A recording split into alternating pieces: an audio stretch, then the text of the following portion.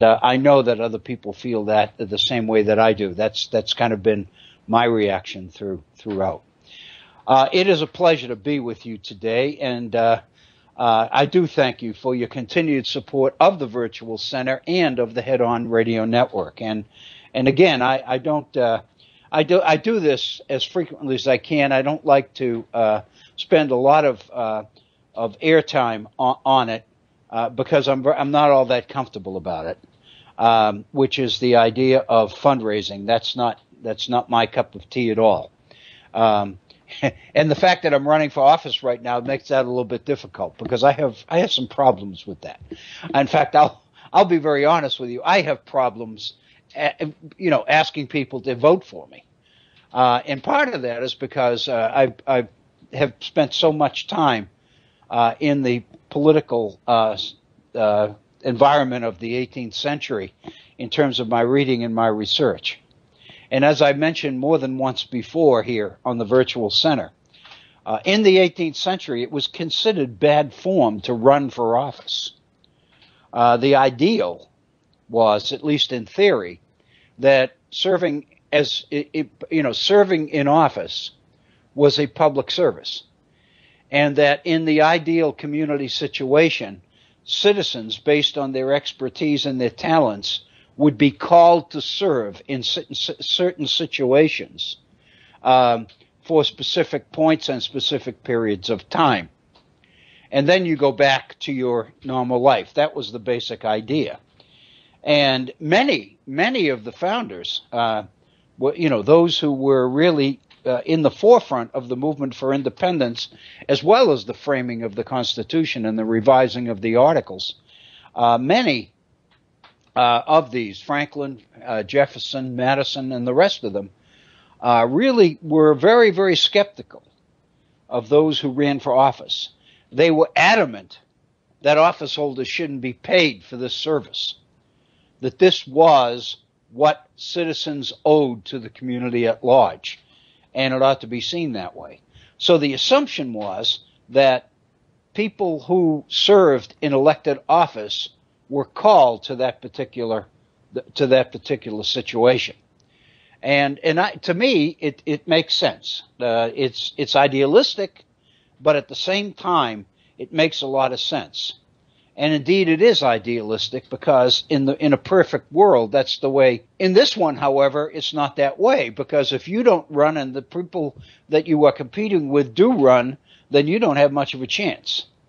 And so it's really interesting because in a couple of the public appearances that I've made during the primaries, and we're kind of in a slow period now before the campaign for the fall elections, November elections cranks up.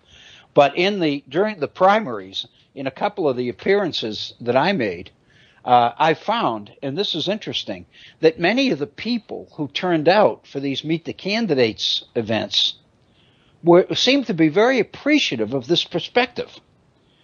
That, most people who sat there and heard about it and thought about it thought, yeah, that's the way it ought to work. And these people that are raising tens of millions of dollars to plant their face all over the television networks and all over signs and magazines and everything else.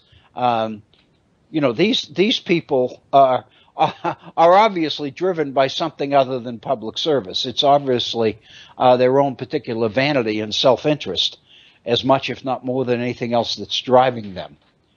And that's what the founders believed. Benjamin Franklin made it very clear that he was very suspicious of people who ran for office because it kind of suggested that their agenda was not service; it was political ambition on their own parts. Well, back to the issue at hand. As we know, the Head On Radio Network obviously depends exclusively, 100%, on the money that the donations that listeners, supporters of the network provide and are willing to contribute.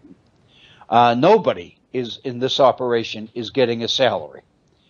And so basically, whatever money is raised goes directly into putting programs on the air and maintaining the equipment to do that. And I'm sure many of you know, especially you regular listeners of Bob Kincaid and the Head On Radio Network for any length of time, recognize that we're now in a situation where we're operating with some technology equipment that's getting pretty old.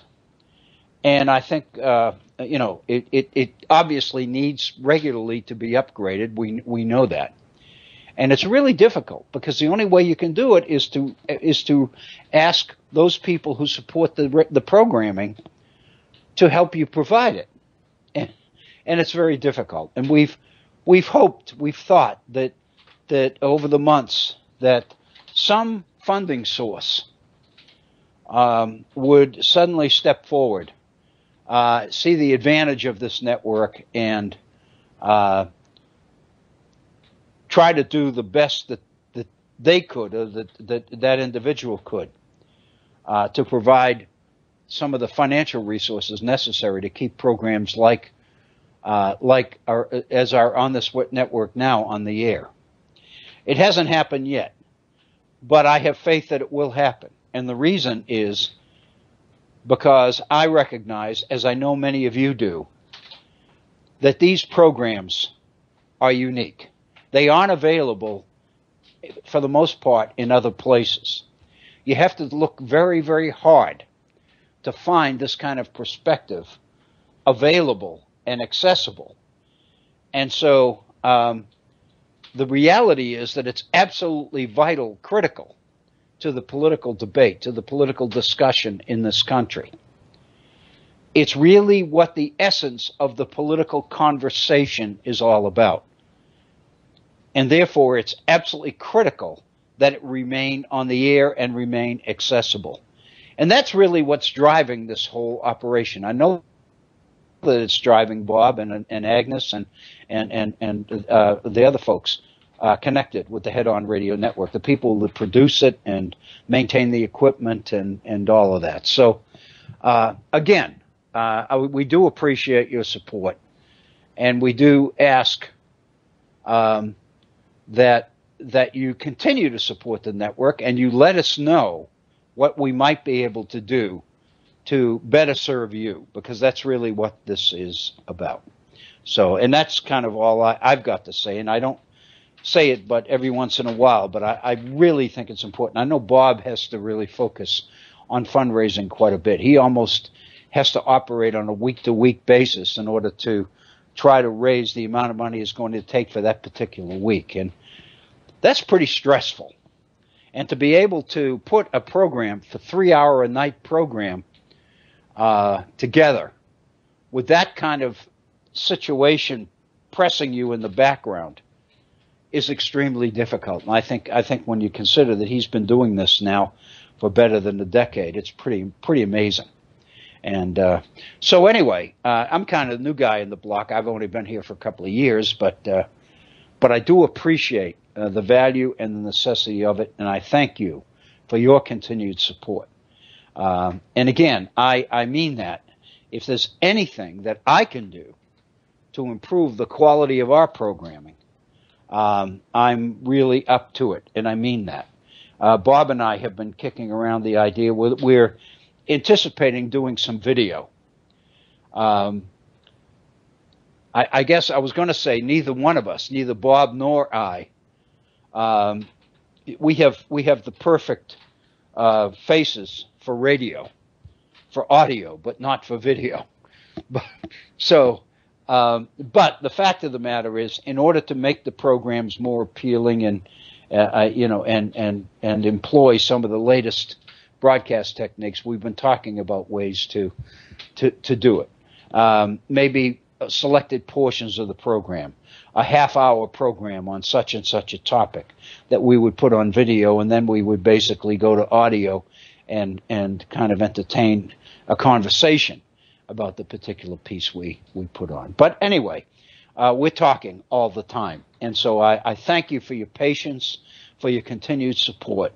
And I just want you to know how much I appreciate it. And I know how much Bob and his folks do as well. With that, I do invite you to participate in our program by sharing your thoughts with us. It can be on that. It can be on things we might do to improve programming, whatever it might be. We have a phone number that is available for the purpose of getting you on the air. It provides you the kind of access necessary for an effective, substantive political conversation. And that's really what we're about here. The number is area code 304-663-4676. 304-663-4676. 4676, of course, translating on your keypad into HORN, H-O-R-N, which obviously stands for Head On Radio Network. If you'd like to communicate your thoughts and ideas directly with me in an email, I would appreciate that as well. I would love to hear from you, and I'll do the very best I can to respond to you in kind. My email address is waobrien906@gmail.com. That's W-A-O'Brien, O-B-R-I-E-N, 906, lowercase, all one word, no punctuation, at gmail.com.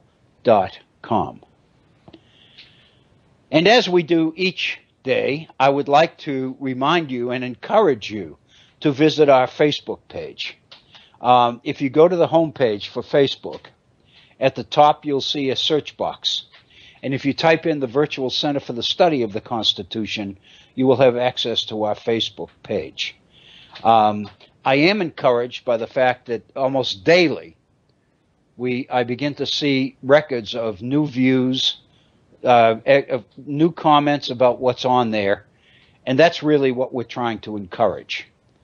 So again, there's a number of postings that I've put on the Facebook page.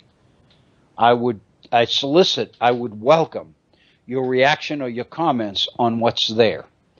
And I try to do as much as I can to maintain and update that page as frequently as I can. And of course, Facebook itself is not remiss. If you go 4 or 5 days without posting anything, they remind you that it's been 4 or 5 days since you put anything on there. So I try not to go more than a couple of days. And of course, given the fact that I spend as much time as I do reading about and thinking about political issues and how they might relate to some historical background that I've been fortunate to acquire over the years, and some of the teaching experience that really encompasses more than a half century for me. I'm a junkie in that sense, and what that means is that it's rarely a day goes by that I don't read something that I feel like I might have something substantive to add to that, or to a perspective to raise about it that perhaps nobody else has seen fit to raise, at least up to that point. So I do encourage you to visit our Facebook page and look at a number of the postings that are there. I also have a private Facebook page, and I have a campaign Facebook page as well. Sometimes I get a little bit confused when I put a particular issue together as to whether it's appropriate for one of those pages more than the others. Occasionally I put it on all three, but more often than not, it usually goes on the Virtual Center page, or it goes on the campaign page. If it's campaign related, by all means it goes on the Facebook page. Because in my campaign advertising, I am encouraging people to visit the Facebook page in order to learn more about my candidacy and more about my position on issues. So therefore, I feel that it's very important every time I get the opportunity to post on the campaign page, Facebook page, my position on particular issues, because I'm directing people to it, and I recognize that there needs to be some substantive content on it. And so I try to maintain that as well.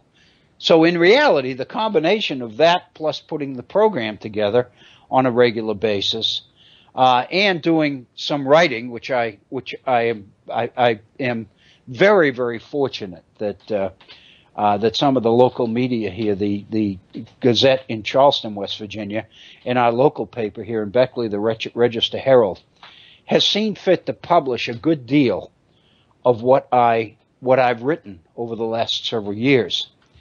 And in fact, to be very honest with you, over the last 2.5 years or so, the Charleston Gazette has published more than 30 individual op-ed pieces that I have put together on a variety of different subjects. And I think I may have mentioned before that I'm sharing, I bounce these ideas off my wife, and it's kind of in the contract. It's the small print. I tell her that. If you look at the small print, you're supposed to listen to this stuff while I sound off. But in some of our conversation about this, I've told her that I do want to kind of pull back for a time and begin to pull all of these individual pieces together and begin to structure the makings of a publication of a book, which would contain a number of these articles, because so much of them, so many of them focus on the founding, on the 18th century, on the Constitution, on the Declaration of Independence. One in particular that I wrote about 1.5 years ago, many of you will remember, was on the Annapolis Convention.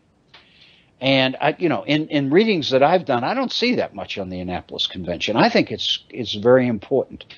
So I'm thinking to myself, obviously I can't resubmit the same article that was published 2 years ago for republication. I don't think the Gazette would appreciate that very much.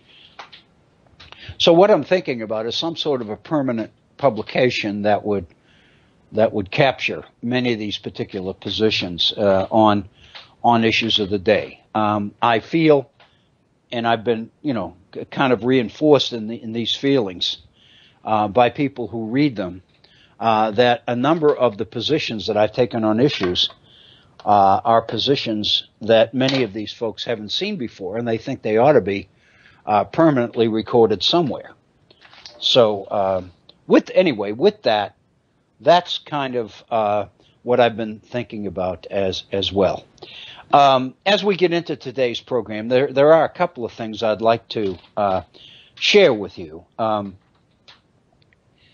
And the first thing is a couple of postings, not separate postings, but reactions to particular stories or articles that I've read of late. On the Facebook page, I have posted in recent days a number of reactions to political commentary that I've read from other people, other places. For example, and this is I won't spend a lot of time on this, but it's an example of what I'm talking about. In this morning's New York Times, Paul Krugman has a piece on the elections, and basically what he's talking about is the campaign between Donald Trump and Hillary Clinton that is shaping up. Once the conventions are over, we'll be into it. But more importantly, he's talking about the role of the media in the way it covers this particular campaign and many of the issues being raised. And in this particular article, Paul Krugman, who is, as you know, a Pulitzer, he won the Nobel Prize in economics a couple of years ago. Paul Krugman introduces a word or a term that he's obviously created called both sides-ism. Both sides-ism. And his basic idea is that the mainstream media, and I'm assuming that's what he's talking about, seem to suffer from what he calls both sides-ism. And that is an innate or inherent need, felt need, to create the illusion of balance. That more often than not, when a particular issue is raised for one candidate or the other, the media's assumption is immediately to look at the other candidate or the other party and come up with something that seems to create or establish an element of balance on that particular issue. And Krugman's piece in this morning's Time makes the point that that affects literally the media's ability to cover some of the most important issues. Because too frequently, this inclination to both sidesism dominates the way they cover the issues. And his concern, and obviously he's very much anti-Donald Trump, many of the extreme positions that Donald Trump has taken in recent weeks on a number of different issues have been blunted by the way the media deals with them, by immediately feeling the need to tell the other side of the story, if you will. How Hillary deals with that particular issue.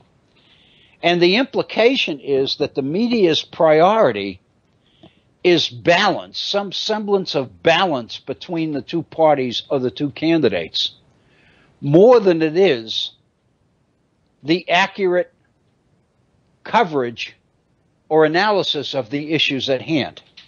In other words, he seems to be suggesting that the substance of the content is being relegated to a secondary position by the media, whose primary interest is making sure that they cover both sides of the story so they can't be accused of bias or prejudice. I thought that I'll be honest with you, I thought when I read this piece this morning that I thought it was particularly insightful. It's an extremely perceptive comment, issue. What Donald Trump. What Paul Krugman doesn't consider in this piece is the fact that what he's criticizing as both sidesism is really the essence of the two-party system as envisioned in the nation's early history. We spent quite a bit of time several months ago focusing on James Madison's contribution to the development of an alternative party, the Republican Party, in the first Congress under President Washington. And of course, with the election of Jefferson in 1800, we have really the reality of a full-blown two-party system here in America. And for several years after the election of 1800, the nation witnesses a number of political reforms that seem to institutionalize this process or this reality. And the fact of the matter is, this reality or this process is indeed essential to the intent and the nature of the two-party system created. Madison talked extensively about this, about the need to make sure that there are alternative points of view so that something we call the ideal of the marketplace can function. If there's only one official position on any issue, doesn't matter what it is, then in theory, people are being denied alternatives. They're being denied alternative points of view. And chances are that the given, whatever it might be on that particular issue, the official position, if you will, on that particular issue, is probably not as well informed as it might be. It's based on the assumption that this particular republic, this particular political system, demands that the marketplace of ideas function, demands that there be debate, demands that alternative opportunities be made available so that the conversation can focus on the alternatives.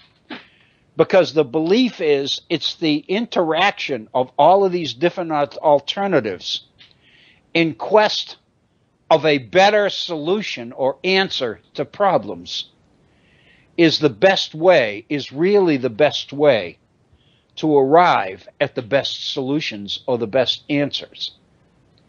It's a driving assumption of Enlightenment thinking. The Enlightenment was based on this idea. The Enlightenment, as we know, emphasized human reason, man's reason, ability to reason and think. And the logical outcome of that is that the political system we create needs to be able to benefit from this ability that humans have to think and reason and consider seriously alternative possibilities on different issues. That's the best way to arrive at the best decisions, is the argument, is the rationale. So the fact of the matter is what Paul Krugman is calling both sidesism is really a key ingredient of our system. On the other hand, there is a question. And the question is whether it's the role of the media to maintain the marketplace of ideas. It seems that if the marketplace makes its priority preserving balance, then the media is doing that to the detriment of its ability to really cover issues. And so one would have to conclude that there needs to be a balance of some sort in this.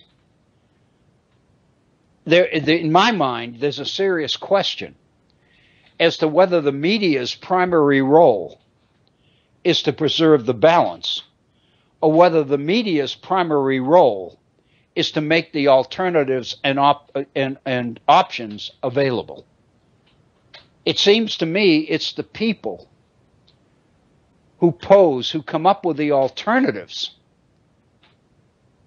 that are responsible for maintaining the marketplace of ideas. The media's job is to get those ideas on the table, to get those ideas out there, and to make sure that the conversation happens. If that process becomes the media's primary focus,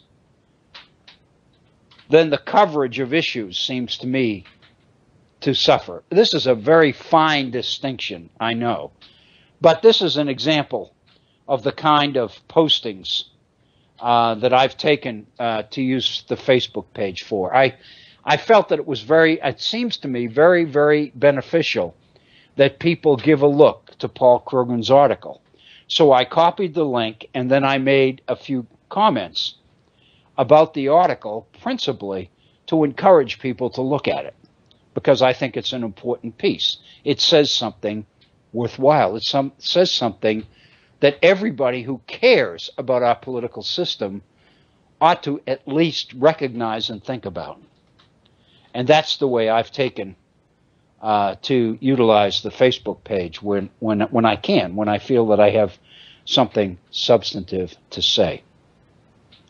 Let me totally shift gears here and suggest that while I've commented on links to a number of different articles on Facebook recently, I've also taken to putting together my own.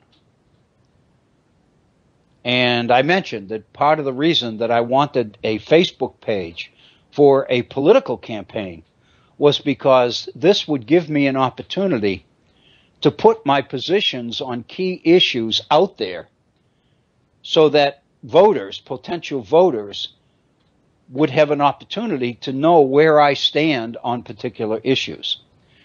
Because I have made up my mind that I'm not going to conduct a campaign that is in any way personal.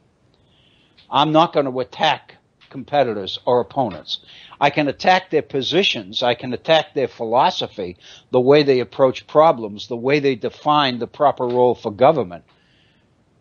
But as to attack them personally, I just can't do that.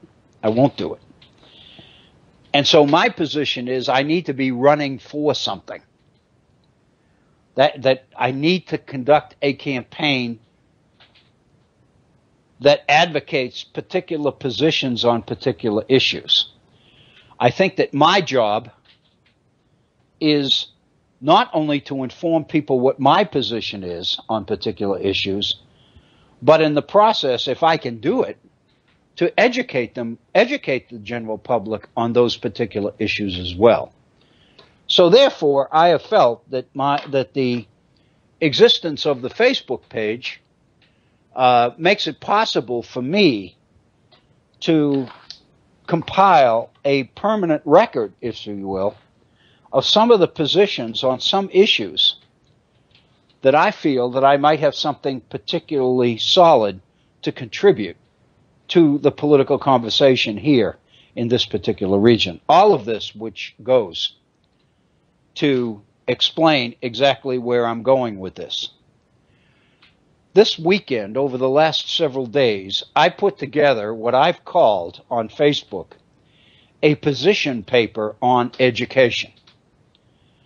I feel that background, experience, interest, 50 years plus in the classroom, experience in classrooms at the middle school level and the high school level as well as the college level. I have never been in an elementary school classroom as a teacher. However, with the grants that I've handled and the number of teachers that I've dealt with in history grants, I've learned, and I know that I'm accurate on this, that our issues in education and the need for educational reform probably aren't as demanding at the elementary level as they are at the secondary level.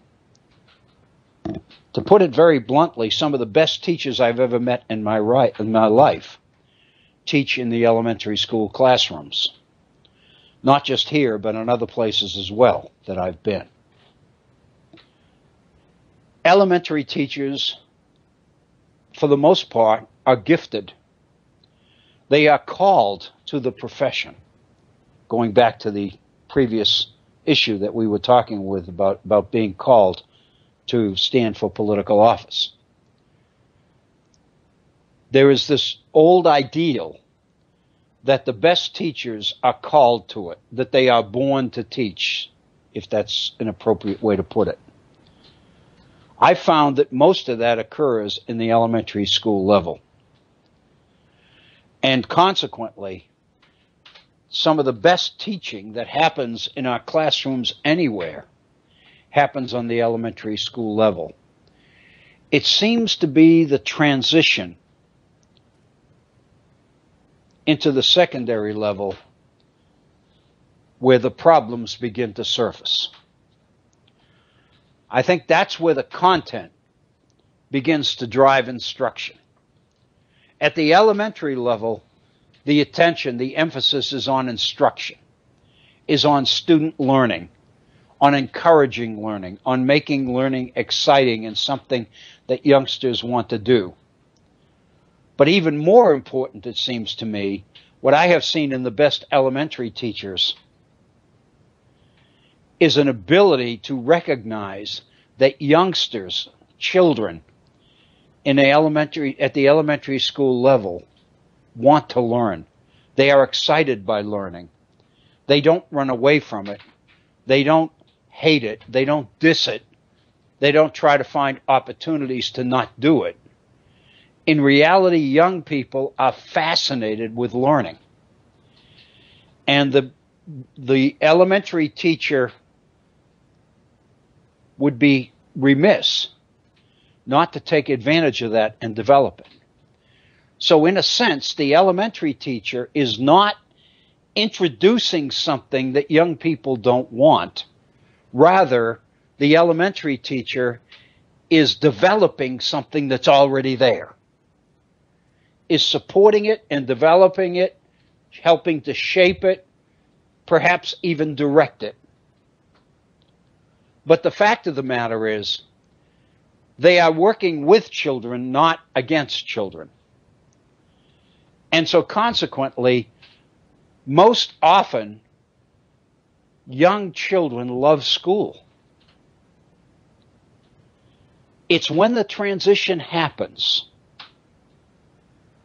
and youngsters begin to not like school as much, and youngsters begin to look for opportunities for a day off, or begin to look mostly toward weekends or summers.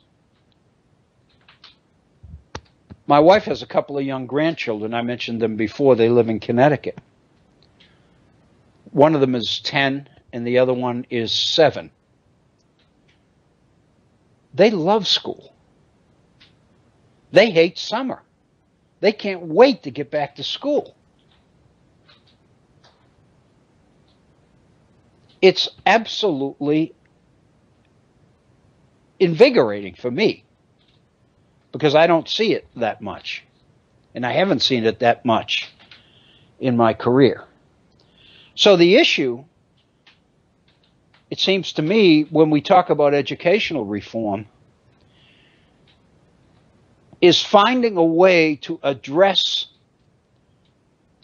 that point in which learning as a positive transitions into learning as a negative for young people.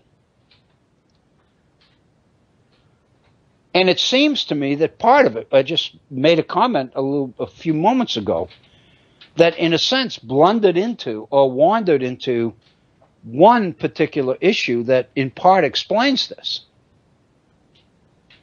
And that is that elementary school teachers are working with students, joining students in supporting their love of education. Whereas in secondary school, teachers are frequently put into the position of imposing learning on students that doesn't come naturally from within them. In other words, they're introducing something new, something external, which of course is curriculum. And since it doesn't come from students, there's obviously a tendency on the part of students to blame the teacher for this and see the teacher as a negative rather than a positive. And as secondary school goes on, that particular situation seems only to get worse. And what you find is the student who goes through the bulk of the years in secondary school loving school, the numbers of students you find you can count on one hand. Because most of the kids you talk to can't wait for summers, can't wait for weekend, can't wait for snowstorms. And it's almost like education has transitioned from something kids run to something they run from. And so it seems to me that that's an issue that is very important to me. And it's an issue that I believe over the years I've been able to spend enough time thinking about that I feel like I might have some things to contribute to it. So this weekend, I took it upon myself to put together something that, for lack of a better term, I called a position paper, my position on certain educational issues. And I want to take some time here at the Virtual Center to address some of these issues today and perhaps tomorrow as well. I don't know how long some of this will take because I've, in past programs, spent quite a bit of time dealing with the issue of education. But let me just share with you something that occurred this weekend that almost seemed fortuitous. as I was working on this position paper, and it's something that is quite extensive. It took me probably a couple of days full time. So, it's one of those, 5 or 6 hours a day for 3 or 4 days to do this. But this weekend, our local paper, I believe on Saturday, ran an article by an education reporter here in West Virginia. And what they're looking at are the number of public colleges in West Virginia and focusing on a couple of members of the state Senate who have raised questions about whether, in fact, the state, given the economic troubles that it finds itself in, can afford to keep open as many public higher education institutions as we have. And so they are beginning to look, these two senators have already looked. They're beginning to look specifically at specific institutions. And more than anything else, the reality that drives them, which is indeed a reality, it's a fact, is that West Virginia has more public colleges and universities per capita, given the size of its population, than any other state in the United States. In essence, West Virginia makes higher education accessible to more people in more different sections or regions of the state than any other state. There's a couple of things to say about that. One is that given technology, this idea of region is becoming less and less of a restrictive factor, because technology creates the opportunity to expand educational services well beyond the service, what states refer to, state administrations, higher education administrations refer to as service regions.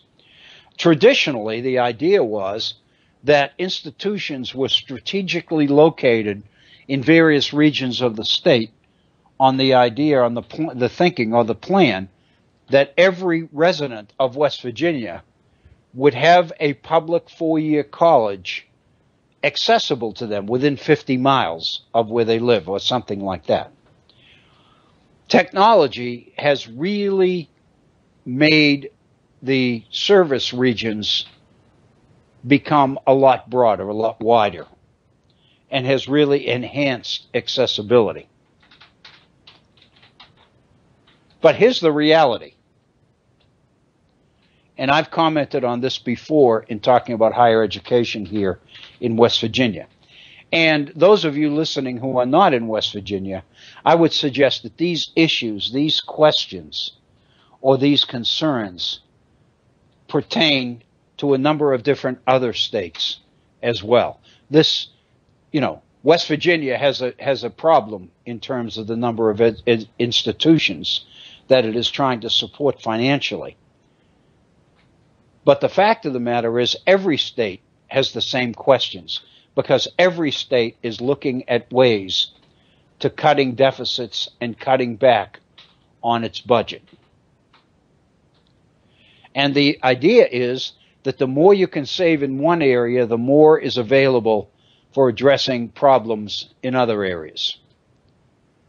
So it seems to me that no state can claim that every dollar raised is being spent in a most appropriate way. I don't think anybody would argue for that.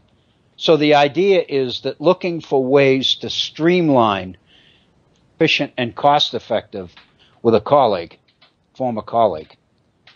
And he's the one that made this point, because he grew up here in West Virginia. I didn't. He said, when I grew up in the 1950s, West Virginia's population was slightly less than 2 million people. And even at that time, 60 plus years ago, the state of West Virginia had more public higher education institutions, more colleges per capita than any other state in the Union. 10, 12, I can't remember how many it is, but 10 or 12 public education institutions for a population less than 2 million people, it seems to me suggests that the cost of higher education at some point are probably going to outstrip the taxpayers' ability to fund them. So what was the same thing that's true today was true then. Namely, we had more public institutions of higher education per capita than any other state in the Union, because West Virginia's population is still less than 2 million people. I think I've seen numbers about 1.8 something million, something like that. So the fact of the matter is the question, and one of the two senators that precipitated this article, whose position really caused the education writer actually it was the Daily Mail, the more conservative paper here in West Virginia, the Gazette Mail, they are now merged. The author, one of the senators who made the point, said it's not a question of whether these particular institutions are beneficial to their communities or not. That may have been true at one time. His position is, given the financial situation the state finds itself in today, can it continue to afford this many colleges, this many universities? Now, on top of that, we've added a community college system. On top of that. In sharing this article and the contents of it with a colleague this morning by phone, he made the point, which is one that I've made here before more than once, and it is, if every citizen in West Virginia who needs education, who needs higher education, was able to get it, then we wouldn't have too many colleges and universities. In fact, the capacity of the existing colleges and universities to serve this population would be stretched. I can't overemphasize that point, and we're going to get ready to take our break in a moment, but let me make this particular point before we end. We're right at the top of the hour. The fact of the matter is, while these institutions are strategically scattered around the state, and granted, in certain parts of the state, they tend to be closer together than they are in others. But that only matters if you're talking about service to your regional community. When you're talking about student populations that take in the entire state as a service, or every other nation on the face of the earth. In other words, if these institutions are competing for international students as well, because international students usually come here with money, their costs are higher, and they tend to be from a background in their own countries where they tend to have the necessary funds to pursue education in the United States, then the fact of the matter is, what's wrong is that the people who need the education aren't getting it. And what the institutions are doing is recruiting from here, there, and everywhere in order to build enrollments so that their budgets won't be cut or so they won't be totally phased out. In other words, their priority is not service to people in their regions. not even service the people in their states. Their priority has become their own survival. And what is best for them is what drives them and drives their financial decision making. So the reality is, and this I've talked about before, we had a couple of programs on it not too long ago.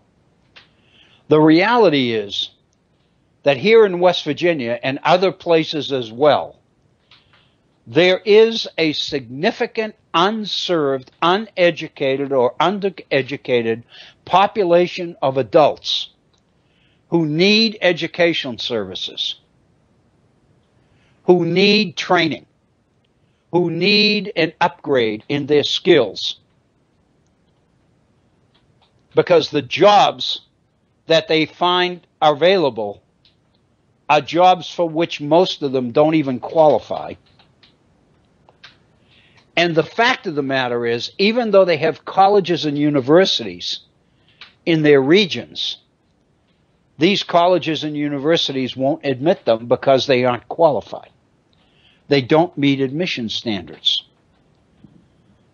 They pose a threat to accreditation standards, to financial aid eligibility, to contributions, to these acquisition of research grants, to the very credibility and the academic standards of the institution. So the fact of the matter is, what creates the reality of there being too many institutions of higher education for the population here is the fact that the population here is not what's being served. The best interests of the institution are driving its programs, are driving its budget, and are driving its efforts to recruit. This is an extremely sensitive political issue, not only here but everywhere. But the fact of the matter is, it's real. It is the story. We have, as we we've been in it for a while, as we seek to compete effectively in a global economy, in an increasingly interconnected world, we're doing it with fewer and fewer people who have the skills and the backgrounds necessary to contribute to that contribution. In a sense, what that means is fewer and fewer of our people are meeting muster. More and more of our people are falling by the wayside and becoming incidental or secondary, or as Richard Sennett calls them, useless. So it seems to me that the real issue here is to match institutions with available student populations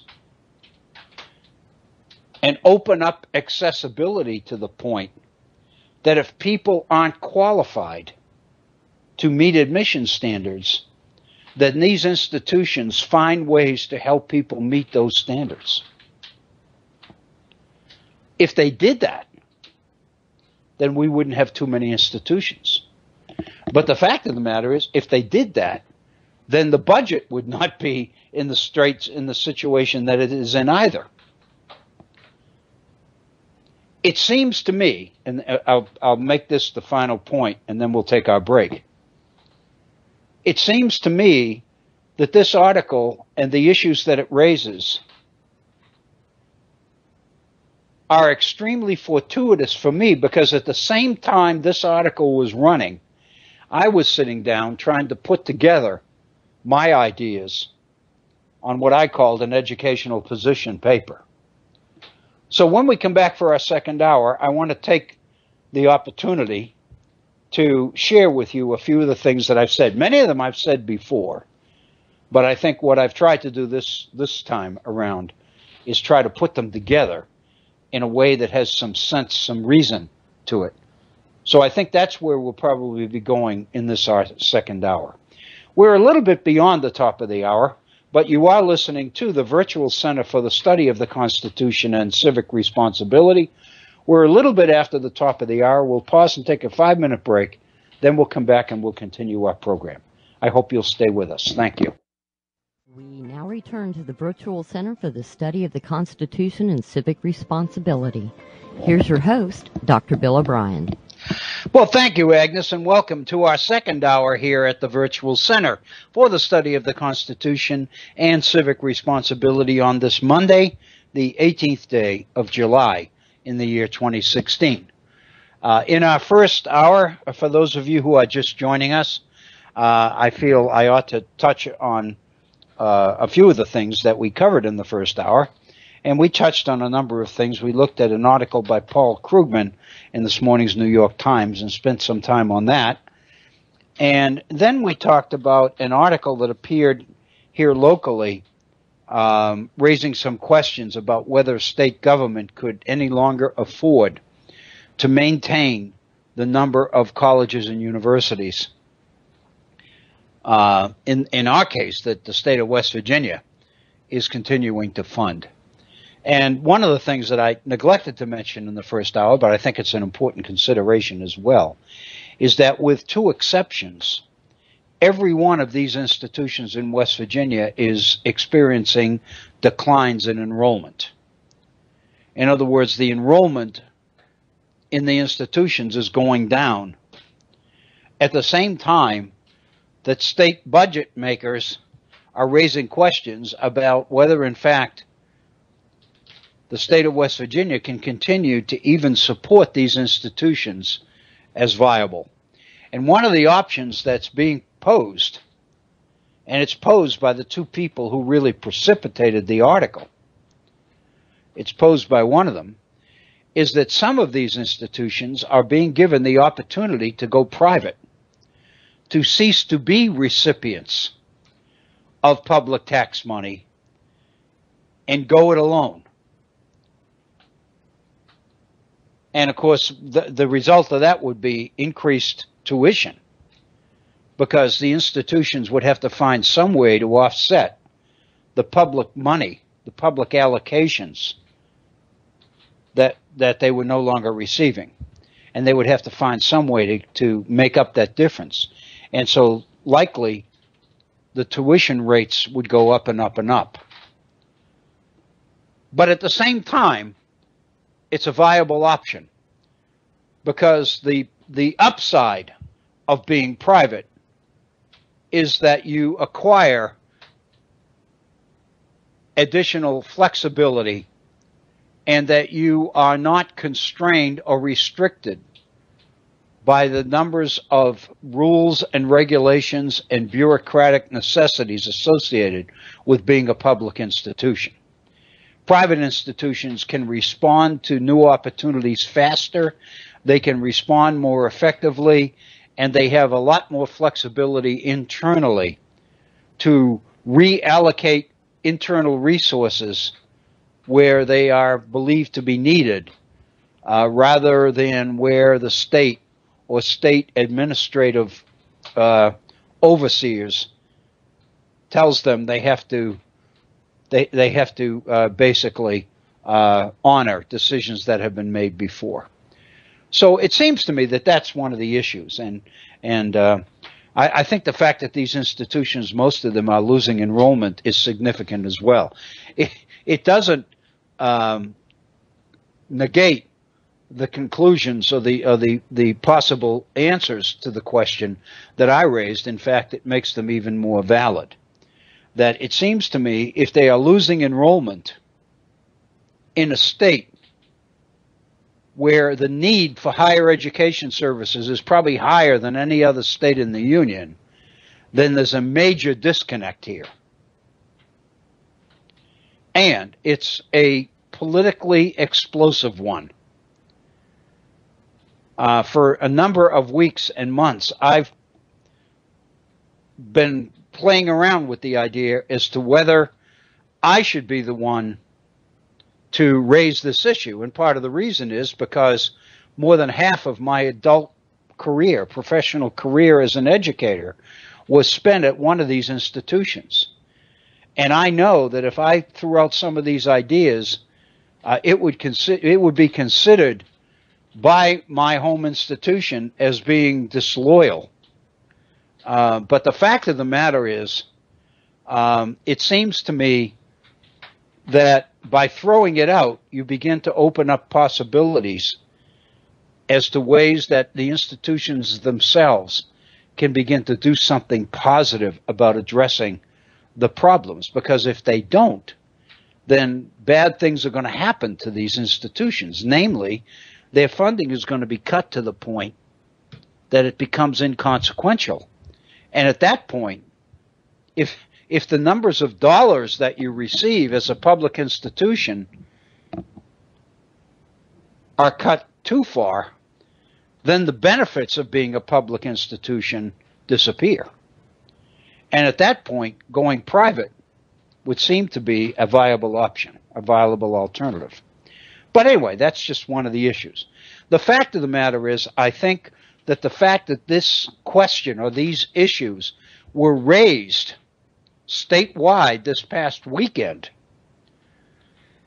it seems to me to open up a distinct new opportunity. It seems to me that the time is right for a discussion on a number of issues. So that's what really prompted me to sit down and try to put some of my ideas about higher education together in a way which made some sense. And when I did it, I'm not sure how much sense it made. It makes sense to me, but on the other hand, I wrote it. So that's sometimes very difficult. You almost have to get away from it for a while and then come back to it in order to see the flaws and the things that don't connect that really you thought connected when you were too close to it. But anyway, let me tell you what prompted my particular exercise this weekend. As many of you know, and of course many of you probably don't, because for understandable reasons you don't necessarily follow West Virginia politics. But if you are a regular listener on Head On, you've probably gotten a lot of this information from Bob Kincaid or others in recent weeks. So I don't know that I'm going to say anything that most people listening didn't know. But like other states here in West Virginia, we're moving toward the fall elections, and most of the attention obviously is focused on the presidential race. But the fact of the matter is, races are going on in every single state for control of legislatures, control of governors' mansions, etc.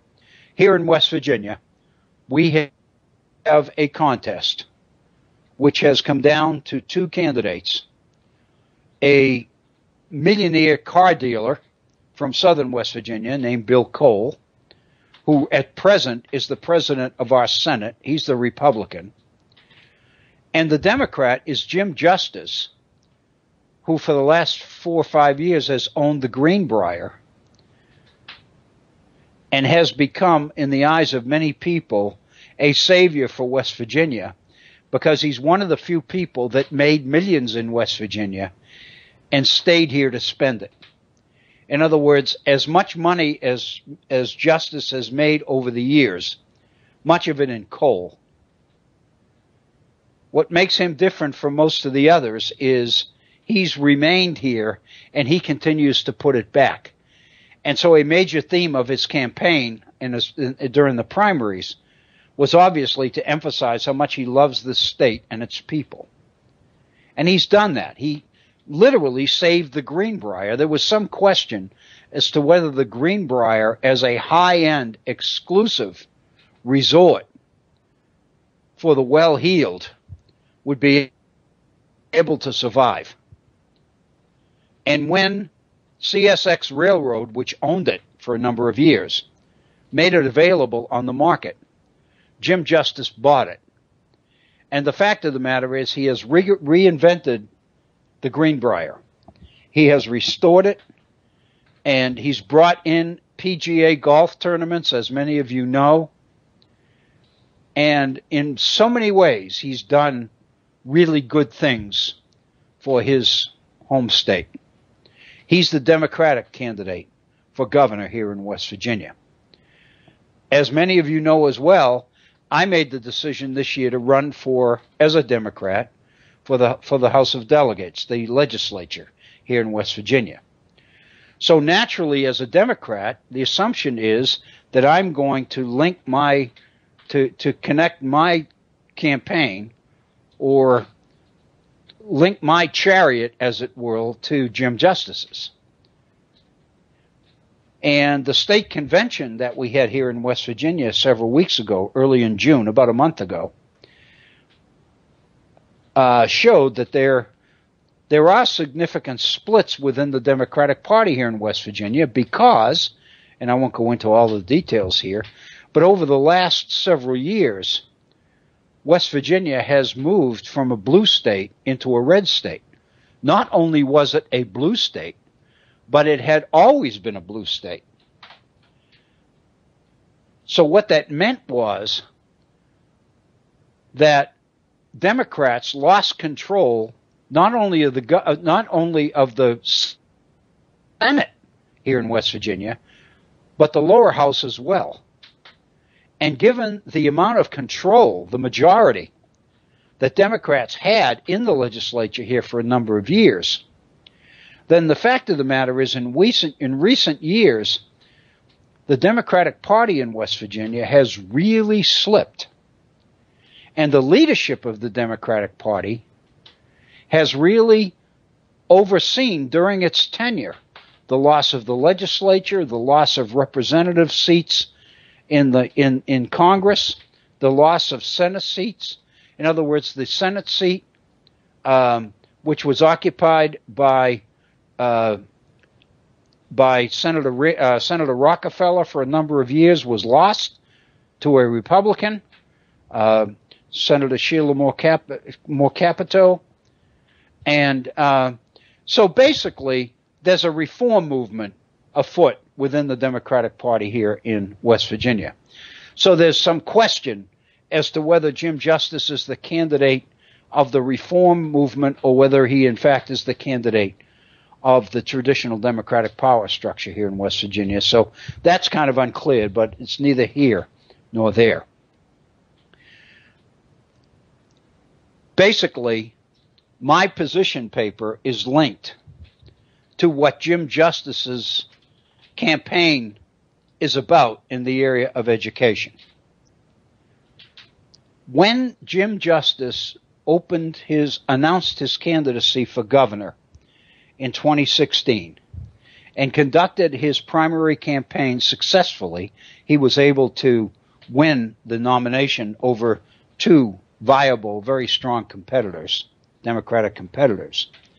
Most of his campaign has focused obviously on jobs, on trying to find ways to restore coal in West Virginia, and Justice's determination to turn things around in a state which seems to be 50th in everything.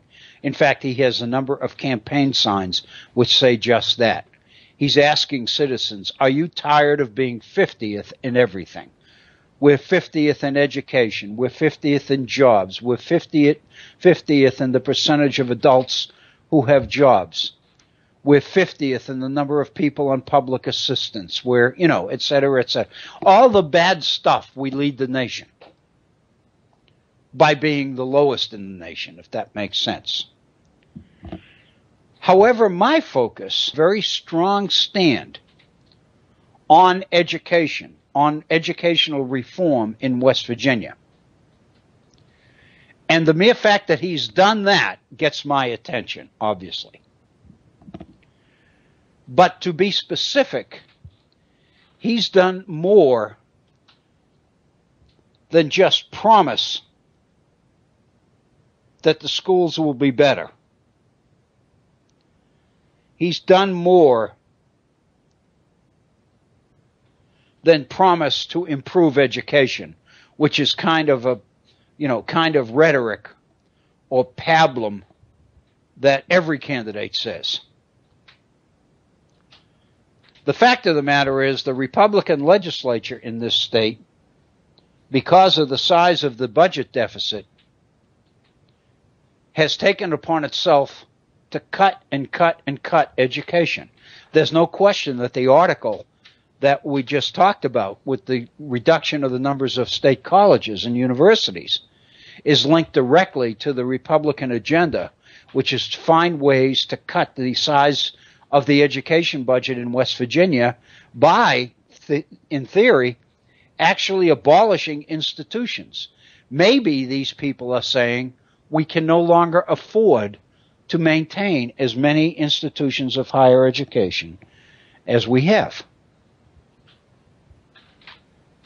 Justice has taken education in a totally opposite direction. He's turned that over 180 degrees. To be specific, part of Jim Justice's campaign is committed to making education in West Virginia an economic engine for the turnaround of the state. What Justice wants to do is not continue to cut education, but actually begin to invest in it. Justice's position is that any turnaround that can happen in this state is going to be driven by education. And that his argument is that what we need to do is stop trying to fund something called jobs, which nobody knows what they are or how to do it, by cutting back further on education. And Justice's position is that if we invest in education successfully, we can turn the whole process around. We can convert West Virginia from a state from which people are leaving into a state where people want to come. We can have ourselves a secondary public K through 12 education system, which is so good, so successful, that the best teachers in the nation will want to come here. Part of it, obviously, is raising salaries. But the only way to do that successfully, politically, is to turn around the results, is to take what have traditionally been very negative results on education in West Virginia and make them positive. In other words, we need to begin doing things in education that are different than we've ever done them in the past. And that's the lead-in for my position paper. How can we do that? What kinds of specific changes in education do we have to make in order to bring about Justice's dream of making education an engine for economic growth and development in West Virginia, rather than a continued taker of scarce resources? And my paper is focused on addressing that particular question by posing what I think are some answers. But of course, part of the answers is to include reasons why they are answers, which means you've got to deal with the way things are before you can talk about what we need to do differently. And that's the approach that I took in this particular position paper. The first issue that I dealt with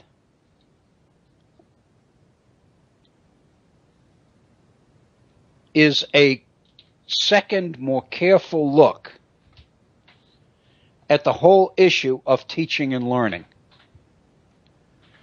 Before we set out to reform our schools, to change things in our schools, we have to know what we're doing and what we're not doing, what we're doing well and what we're not doing nearly well enough. So with that, if you'll permit me, I'd like to share a couple of positions on a few of these issues with you. Obviously, we won't get through this entire thing today. It probably will take the better part of tomorrow's program as well, and we'll probably end up going into Wednesday's program on the same theme. And part of the reason is because once I get into this, as you know, if you've been listening to this program for any length of time, once I get into education, I mean, it's Katie bar the door. It's over, baby, because it seems like, you know, it's what I think I know, what I feel confident that I can speak authoritatively about. I may be wrong, but if I am, I don't know it, at least not yet. So here's the first point I made about what I call some keys to teaching and learning, some of the essentials of the process. We've got to look at the process and understanding what it is and what it requires before we begin to make reforms. Okay, first item. Education, I've said. The real thing, not just education, the word, but real education. The real enchilada, so to speak, cannot be imported from anywhere.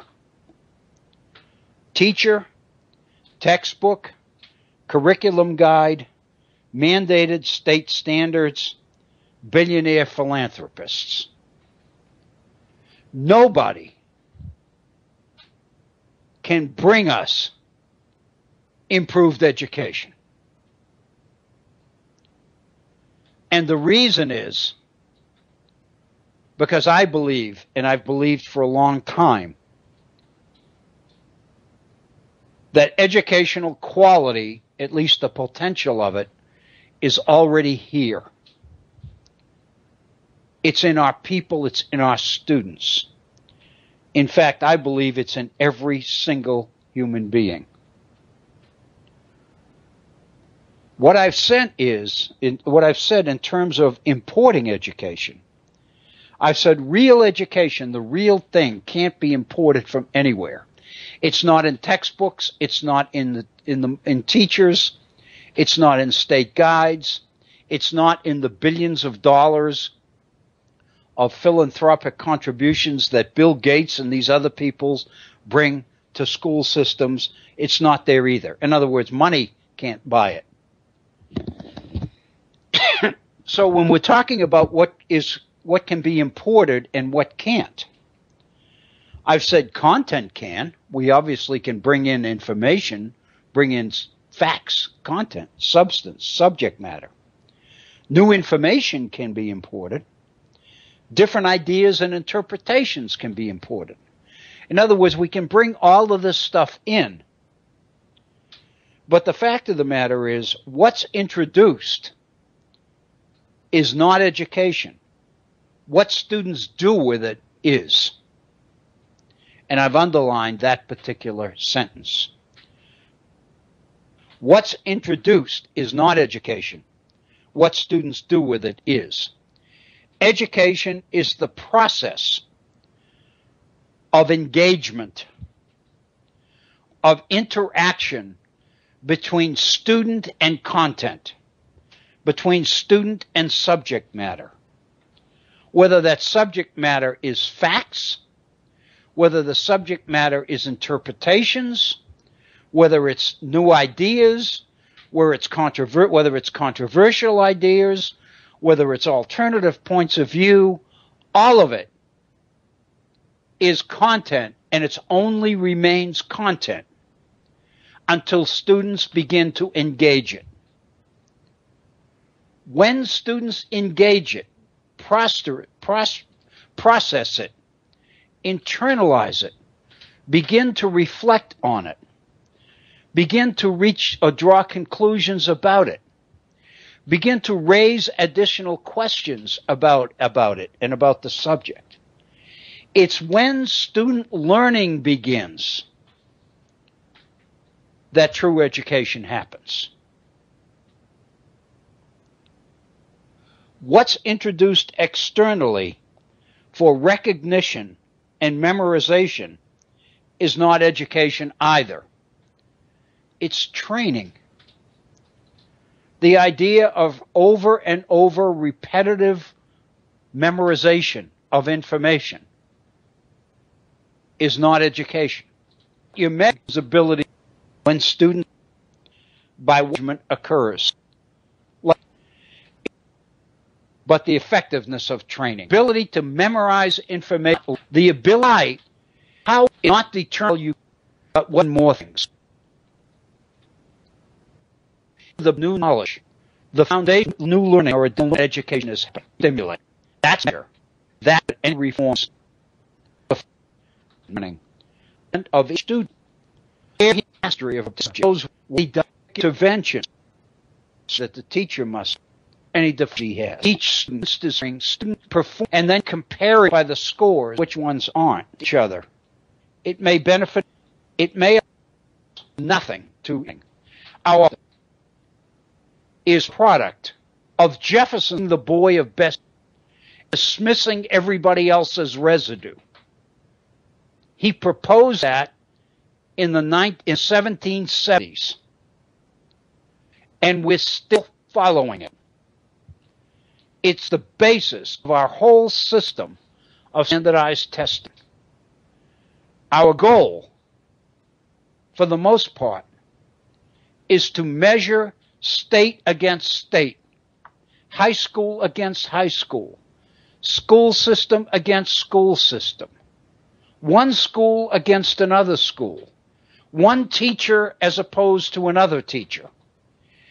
In other words, the assumption is the way we find the best, whether it's state, county, region, school, or student, the way we find the best is to pit one student against the other on some sort of a standardized test, and then overstress the results and define it as learning.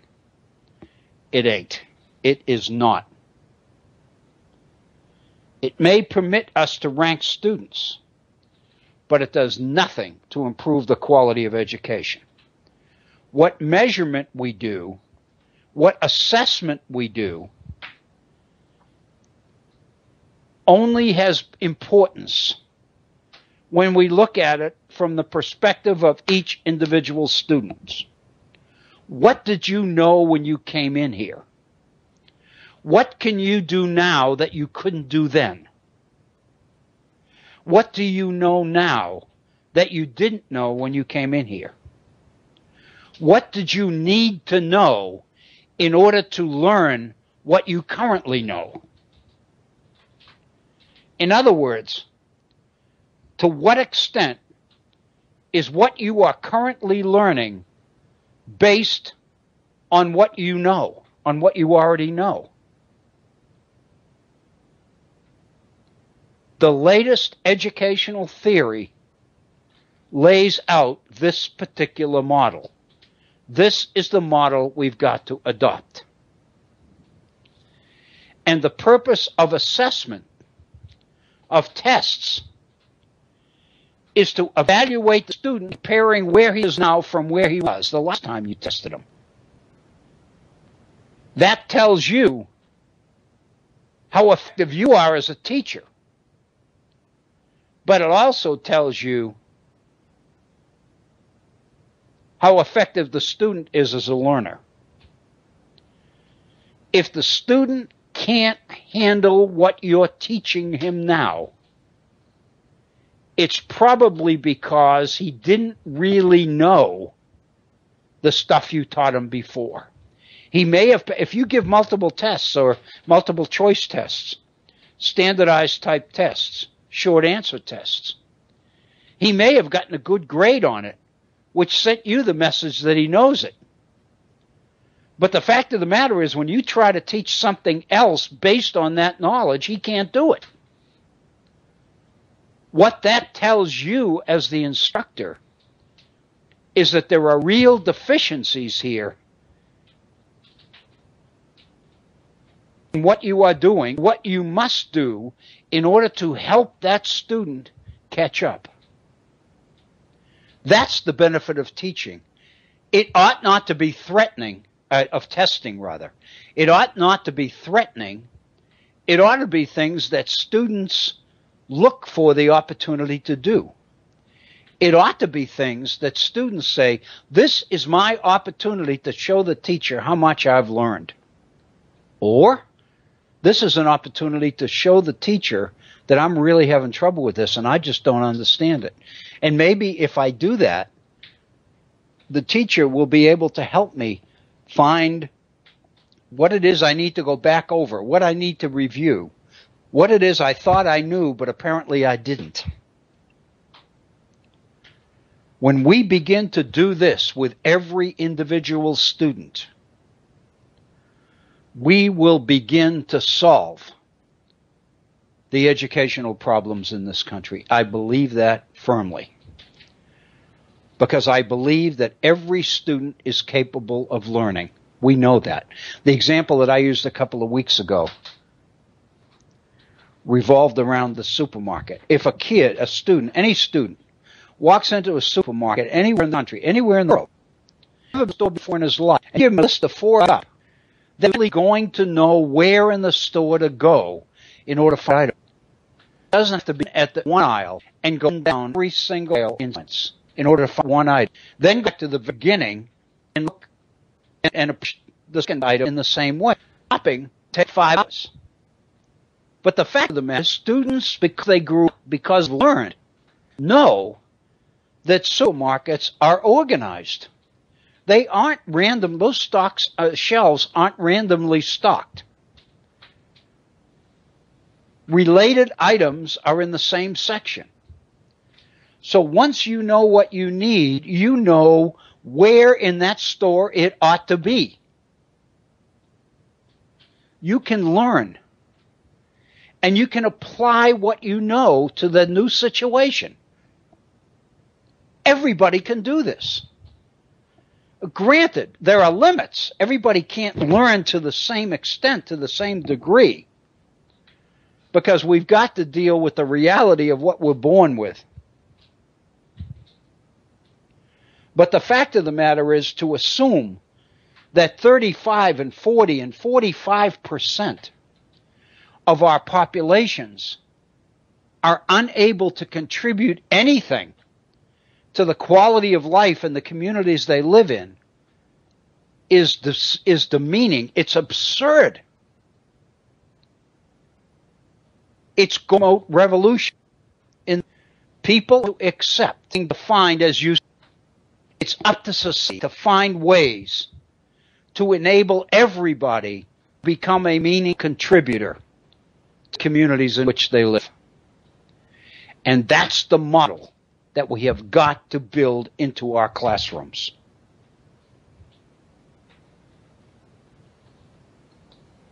So that in that one area, that's really my compliment, my contribution. I've said it follows from what we've already said then, that everything we learn is based mostly on what we already know. And what we already know is determined by what we've learned from previous engagements with new information. We might have had previous contact, previous exposure to all sorts of new content, to additional information. But if engagement with that information didn't happen, then we really don't know it. We might recognize it. We might even be able to choose it as the right answer on a multiple choice test. But until we engage it, we can't know it. And if we don't know it, then we can't use it to learn anything new. What sense we make of the interaction between what we already know and what we hope to learn is what we call new knowledge. It's the basis of the road to pursuing truth. It's the acquisition of this new knowledge based on what we already know that leads us on the path to what seems to make the most sense to us about truth. It's innate. The desire, the need to do it is innate within every one of us. It's in our genes. It's in our DNA. And for our society to be organized and run in ways that render more and more of us inconsequential, unfit, unqualified, lacking in potential, is suicidal. You can't maintain a society that way. From all of this, then, comes this most explosive conclusion. It seems to me that once you're there, you've got to confront this particular question. And it is the following. How do we educate all of our students, not just the few?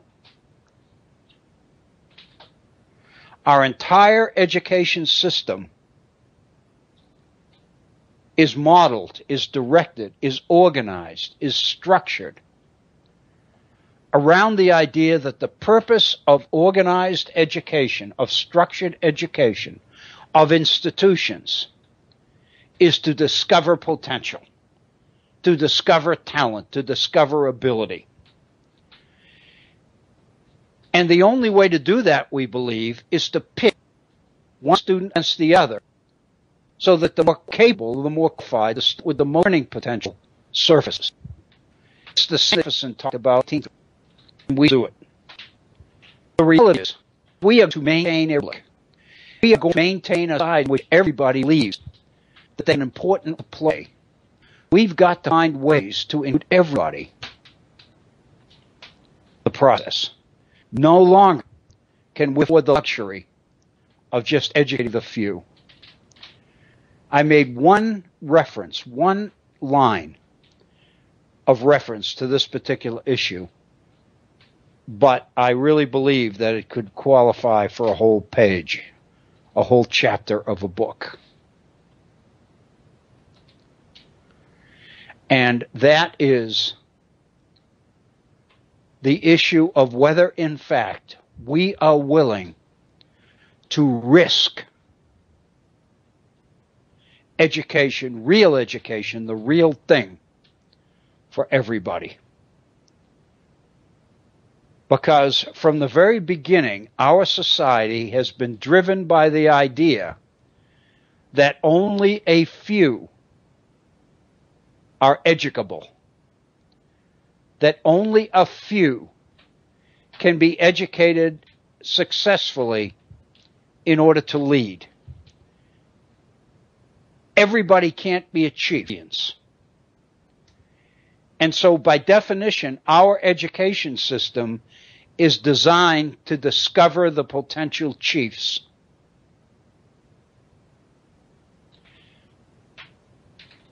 Even more difficult is to convince the Indians that they can't be chiefs, but that that's okay. Our whole system focused on educating the mass, equip them to be directed by their betters, by the so-called natural aristocracy.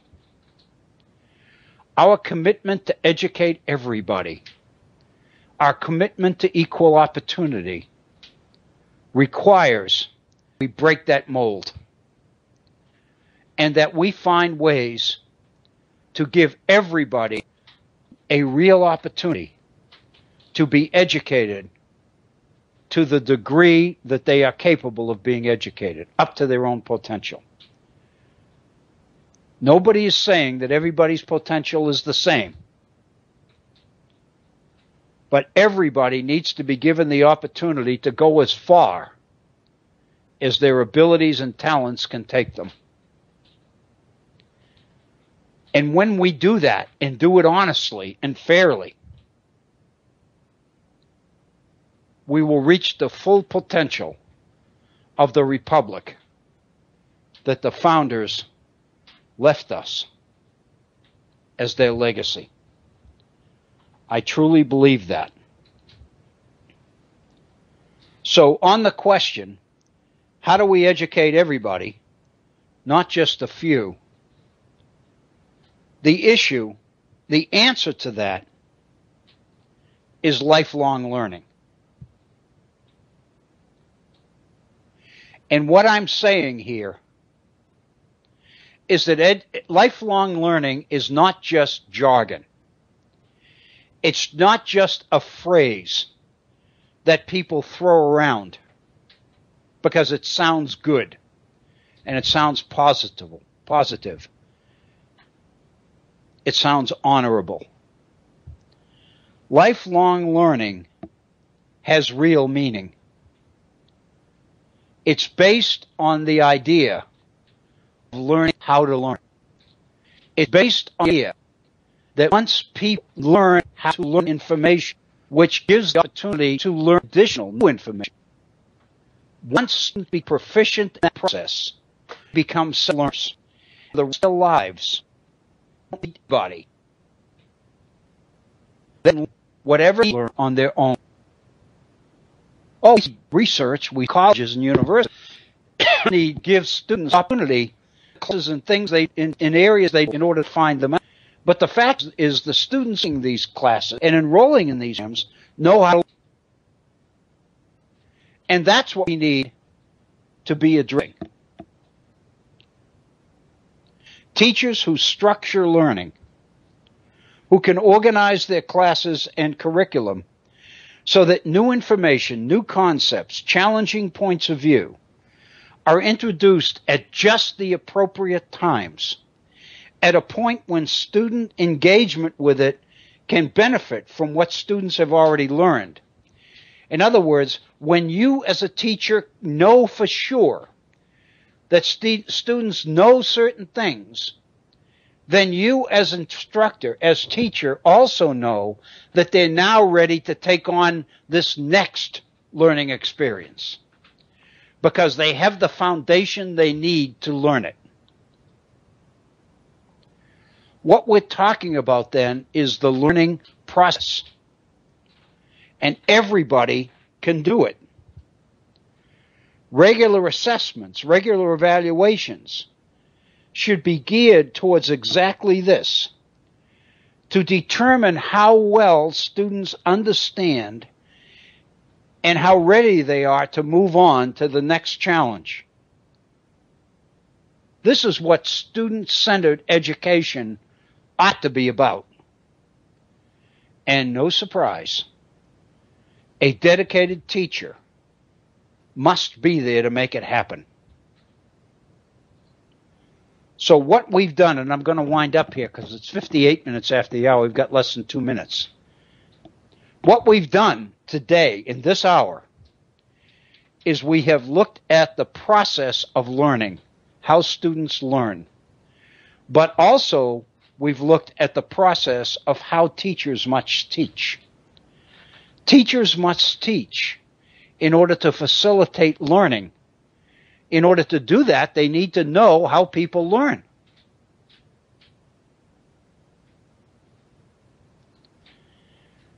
That's the kind of reform that take education and turn it into, from a financial taker of resources into a financial engine, which is what today justice has promised to do this state.